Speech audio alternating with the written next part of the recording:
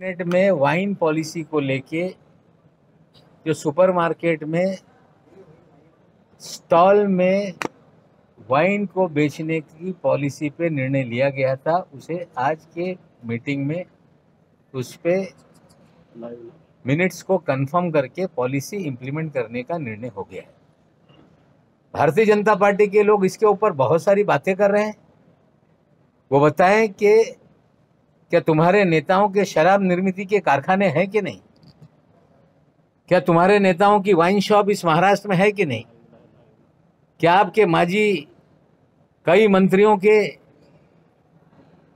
बार हैं कि नहीं? कुछ केंद्रीय मंत्रियों के बार हैं कि नहीं महाराष्ट्र में? ये सबसे पहले बताएं, क्या बीजेपी सारे कार्यकर्ताओं को कहेगी कि आप अपने सारे लाइसेंस सरेंडर कर दो, आज से शराब ना पियो?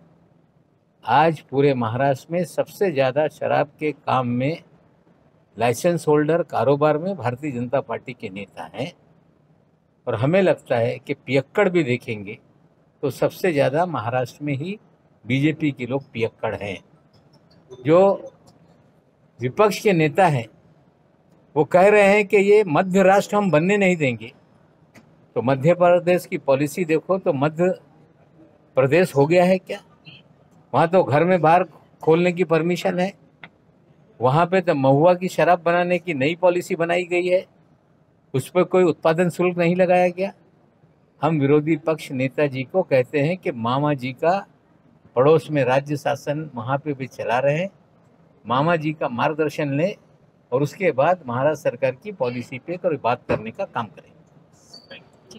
आजच्या कॅबिनेटमध्ये जी वाईन पॉलिसीचा निर्णय राज्य सरकारने घेतला होता, आज त्याच्यावर शिक्कामोर्तब करण्यात आलेला आहे। जे भाजपची लोक सांगताय की हे बेवड्यांचे राज आहे, त्या भाजपमध्ये सर्वात जास्त दारू पिणारी मंडळी आहे। भाजपचे नेत्यांचे दारू निर्मितीचे कारखाने आहेत, भाजपचे नेत्यांचे वाईन शॉप्स आहेत, भाजपचे काही केंद्रीय मंत्री झालेले आहे त्यांचे बार्स आहे, काही माजी मंत्र्यांचे बार्स आहे। आमच्या म्हणणं आहे, जर इतका दारूला भाजपचा विरोध असेल तर भाजपवाल्यांनी हे सगळे परवाने सरेंडर केले पाहिजे। भाजपचे कार्यकर्त्यांनी शपथ घेतली पाहिजे की दारू पिणार नाही। त्यांच्या तर काही खासदार सांगताय की थोडी थोडी पिया करो।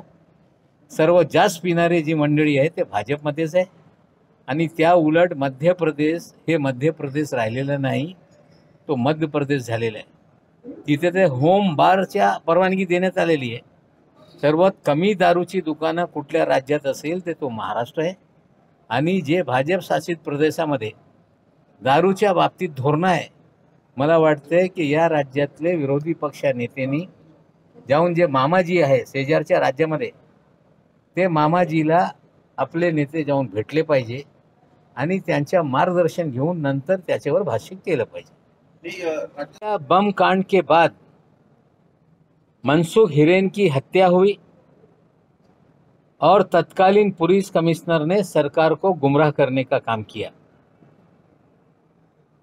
वजह की पुनः नियुक्ति उन्होंने स्वयं की थी। जांच जब आगे बढ़ रही थी तो निश्चित रूप से तत्कालीन पुलिस कमिश्नर सरकार को गुमराह करने का काम कर रहे थे।